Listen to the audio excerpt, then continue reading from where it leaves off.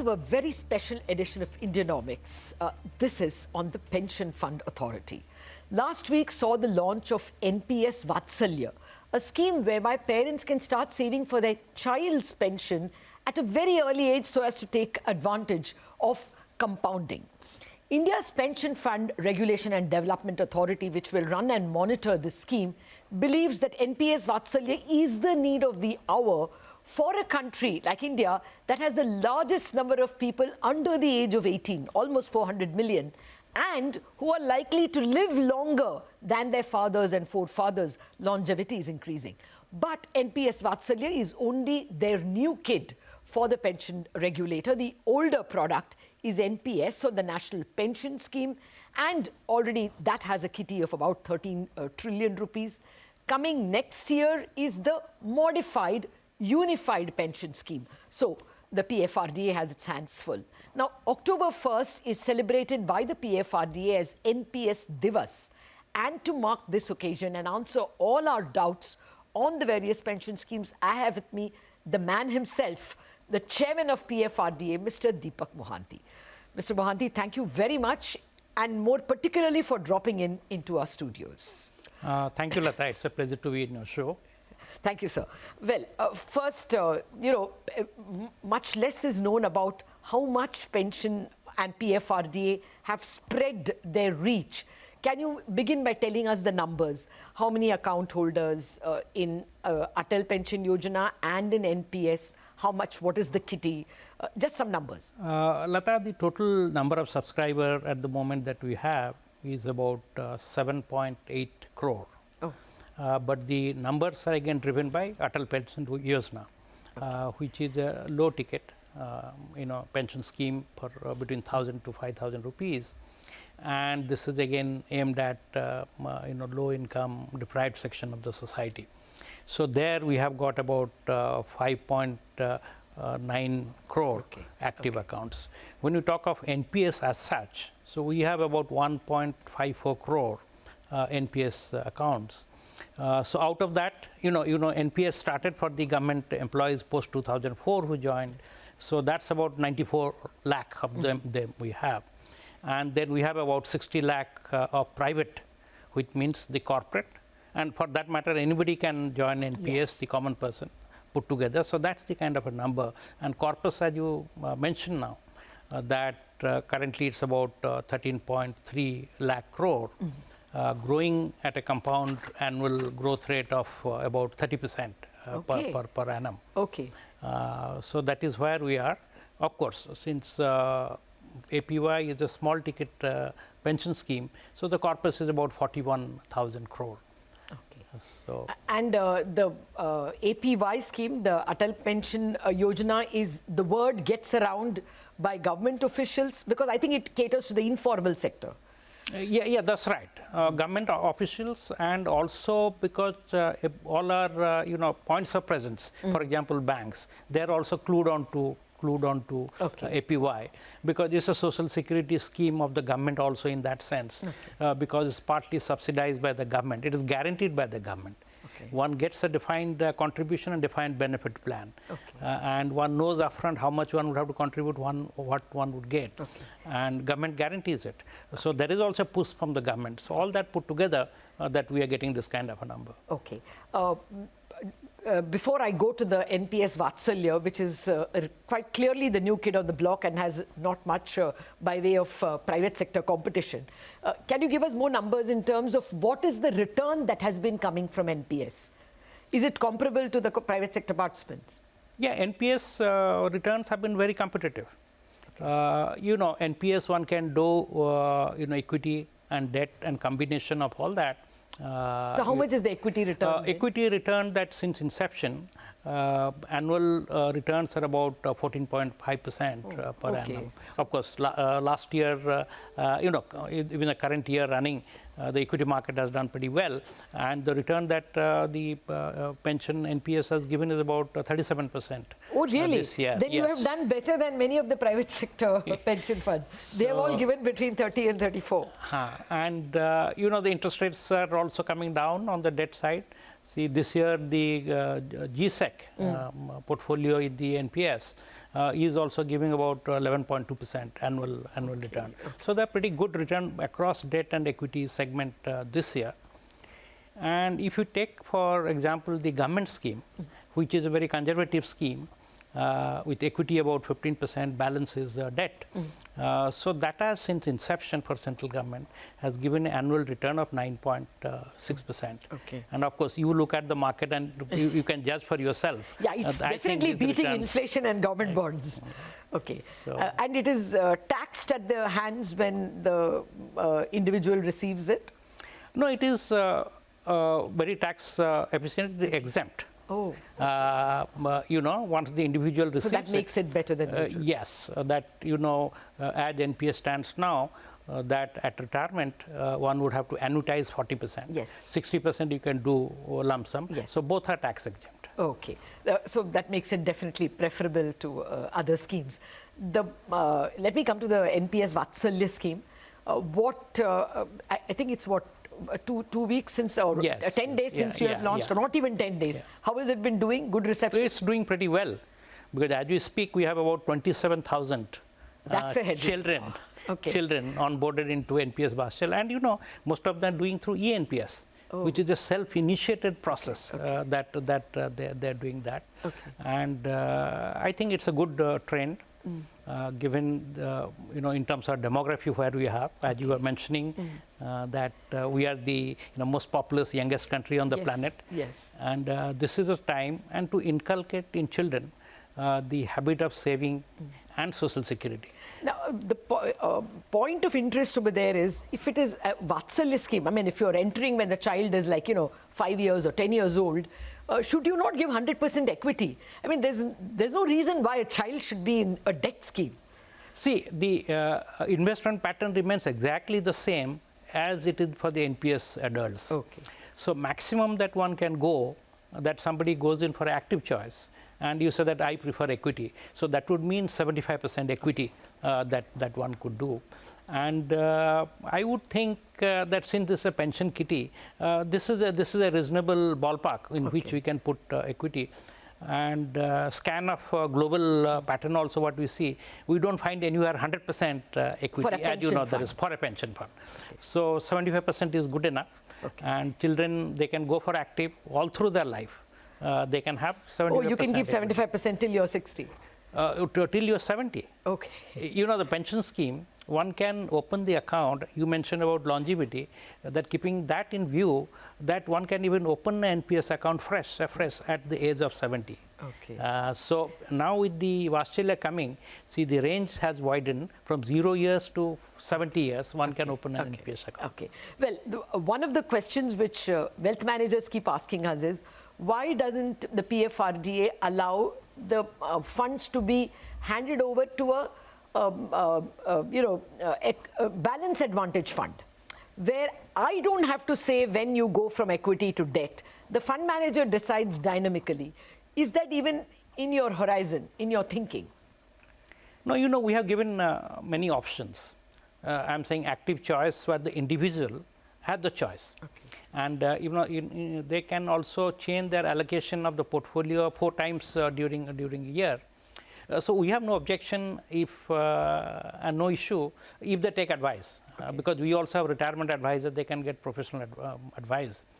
But we have not left it to the pension fund, where people themselves are not able to decide.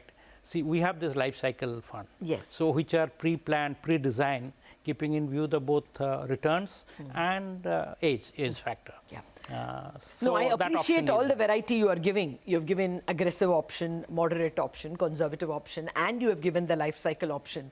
But the option that the wealth managers desire is that, in 2 years or sometime in the middle of the year, I think debt is more attractive, and then I come back to equity after 2 years. So is it even contemplated, or do you think it's an idea you would consider at some point?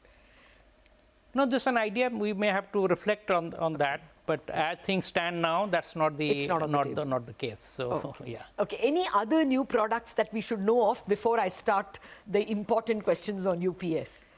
We are coming out with a life cycle balanced fund. That's going to be launched on 1st of October. Yeah. So which again balances the return and the age.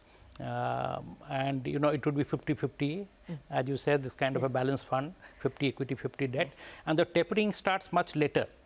Because current life cycle fund, the tapering starts at the age of 35. People say we are very young at 35, we should be accumulating and taking risk. Why should you taper at that age? But now we have made it 45. And it gets balanced at age 55 because you don't want to take end point risk because of the market fluctuations. But even at the end point, the equity component remains 35% and the debt component remains 65%. So that would be launched a very soon. attractive Yes. product. Okay, well, before I take the break, I wanted to ask you about, more a Reserve Bank kind of question, where the place where you came from. There is a sizable amount of growth in this long-term patient money.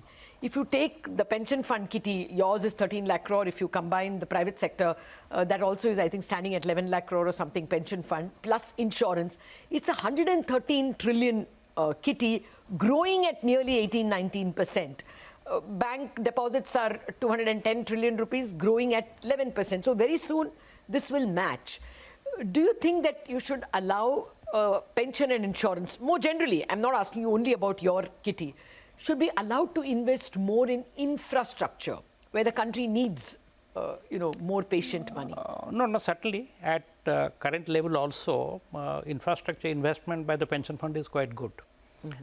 Because sizable portion of our investment is in corporate bond. Is this 13 odd lakh crore we spoke about. About 23% is in corporate bond. So 2 lakh crore out of that is in infrastructure. Okay. And we have also allowed investment in REITs and InvITs and new investment vehicles, which is I was just going to ask you that. So you are allowed to. Yes. InvITs would be an infrastructure investment. Yes. That is allowed. Yes. Okay. So this alternate investments we have allowed, but we have kept that as a separate category. Those who understand it can take that kind of a risk, can certainly come in. But we do look at the instruments coming in the market and do allow our pension funds to. Of course, they would have to take that investment call within those limits. Absolutely. Thank you very much for that. This big patient money is also getting channeled into infrastructure, but within limits. I have a bunch of questions on the newly announced unified pension scheme as well, but those interesting questions after a very quick break.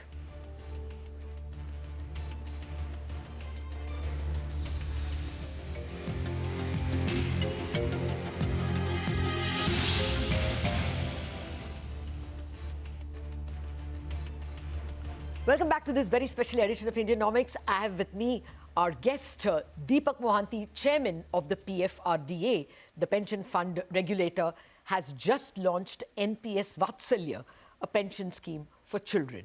We've been speaking about the pension fund. Thank you very much for your patience, Mr. Mohanty. Thank you.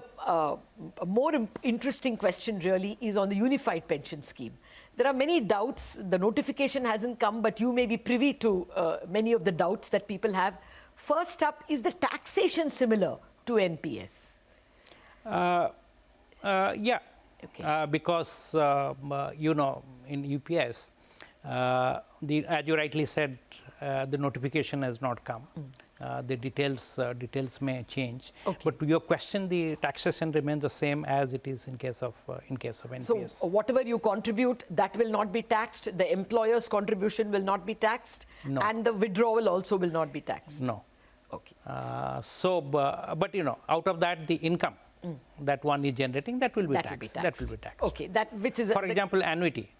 See, in NPS also at the exit point, one takes annuity up to 40%. Yes. So that is tax exempt. That's taxable. And even buying an annuity from NPS is also, GST is also not there. Oh, yes. So that is there. But that annuity income which comes, that gets added into your income, and depending on your tax bracket, you are also You will taxed. be taxed. Got it. Now let me come to the lump sum contribution. Under the current NPS, 60% can be taken as lump sum.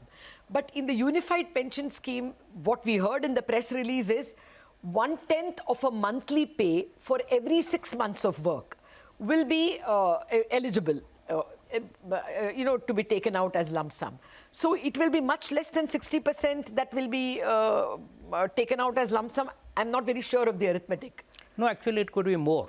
Oh, I see. Depending on the longevity of service. No, it could be more in the sense that the pension is calculated on the last 12 months of one's salary. So that is the base pension which is fixed.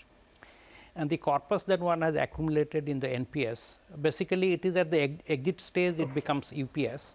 So at that exit stage, that what you said, 1/10 for every 6 months, depending on the service that is calculated, given as a lump sum. Yes. Apart from that, if somebody wants to even draw the 60% out of that, correspondingly, the pension amount you get a full pension if you are annuitizing or getting into a pension product for the full amount. But if you want to do the 60%, accordingly pro rata the pension gets reduced. So you're not getting a lower lump sum. No, you'll get. Now under NPS, the employee buys the annuity from an external entity, right? From say an LIC or someone. In the current scheme, the new scheme, unified pension scheme, the annuity will be provided by the pension fund regulator? I would put it this way, it will be a pension product. It has certain features. It is annuity-like because the monthly regular flow has to be there, but at the same time it is indexed to CPI, industrial worker. So we have to see if those kind of annuity products are available in the market or not. If not, other kinds of pension product that we would have to design. In that case, that will be provided by the pension funds. So the check comes from the PFRDA. It could come from the PFRDA. Yes, because we can introduce, depending on the notification, a pension product. Because in a way we have also enabled that kind of a product that you see systematic lump sum withdrawal.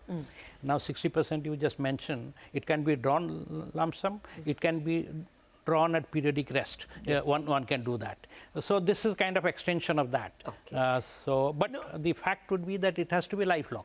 Till the till the retirement. Till the retirement is the end of the person, till his demise, his or her demise, and following that the spouse will get 60%. 60% of that. No, that point I got. Now, why I'm asking you whether you will write the check, PFRDA, is because you have to do the actuarial valuation every year.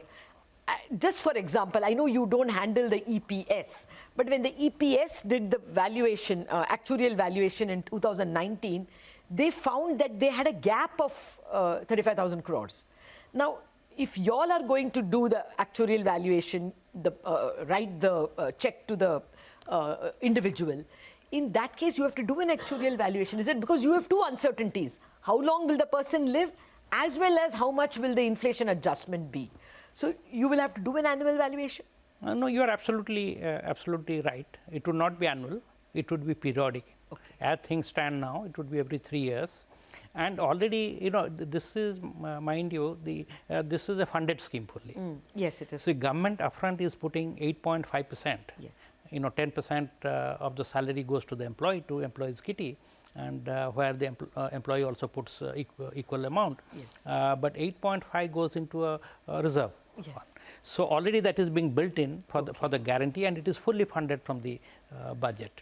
And intergenerationally also it is more equitable, because you are not pushing everything to the end to a pay as not you go kicking kind the of can. a thing. That's right. But I was wondering if there may be a kicking of the can if the actuarial valuation is periodic and there is a gap, like we found in EPS.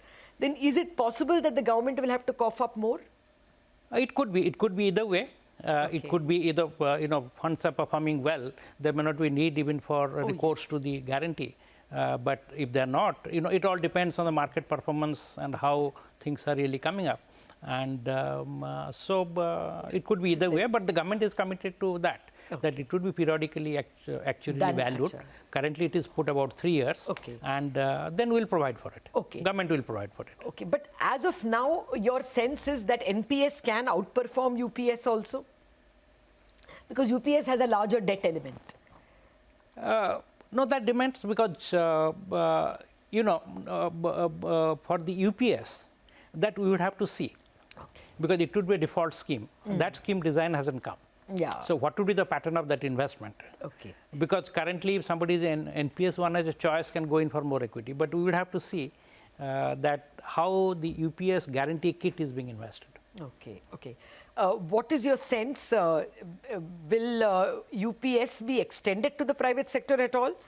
Or is it meant only because it is government protected, it will not be something that will come for the private sector? No, for that somebody would have to provide the guarantee. Okay. So here the guarantee is The employer. Employer, which is the government provides the guarantee. And similarly, down the line, I don't know, anything could happen if somebody comes up, if the market provides a guarantee, it will have a cost. Somebody bears that cost. Because as I said, it has to be a funded scheme. It's not an unfunded scheme. And but as you know, NPS itself started for government and extended to the private sector. Then we'll see how it goes. Yeah, I agree. Yes. NPS, at the moment, NPS is for the private sector, available for the private sector. Yes, that's but right. UPS, for the moment, is restricted to the government. To the government, yes. Yeah, yes. because it's guaranteed. Yeah. What is your sense in terms of the next big thing that we have to look forward to in PFRDA? Yeah, I just said that we are also ease of onboarding that we are emphasizing, and ease of payment also, because you see now NPS contributions are made on the Bharat Bill Pay. Yes. So digital initiative we have taken. So the way you pay your bill, you also pay the NPS, and we have brought in T+0 settlement now, because you put your NPS contribution before 11 o'clock in the day, same day NAV that you get. You don't take a market risk on that basis. Earlier it was T+2, T+3. So these are the kind of innovation, and LC50 that we have put in. And finally, that we have to put in place the whole backbone and infrastructure for the UPS scheme to start. So having said that, then again the idea is to more outreach, reaching out to the people and giving them the benefit of pension and the need for pension. Yes. In the current socio-economic context, when the younger people, this is the right time that you accumulate corpus to have financial independence in your golden years. Absolutely. No, I have absolutely no doubt that the NPS and the NPS Vatsalya will be outstanding success, because this is a country which doesn't have any other social security net. This is the closest the government has come to providing a net, which is why I won't be surprised if in some distant future even the UPS becomes applicable or available to private sector employees like us. Mr. Mohanty, it's been a pleasure having you with us. Thank you very much for joining us. Thank you, Latha. Thank you. Okay, so that's the word coming in from the pension fund regulator. They're coming with a new life cycle product. There is also the advantage that you get with having the NPS Vatsalya, where the children, the investment in the name of the child, can have the advantage of compounding over many years, especially in a country where there are no other products for a child that is challenged. I would assume that that would be a very big attraction for parents to have an NPS Vatsalya. That's it on this special edition of Indianomics. Thanks much for joining us.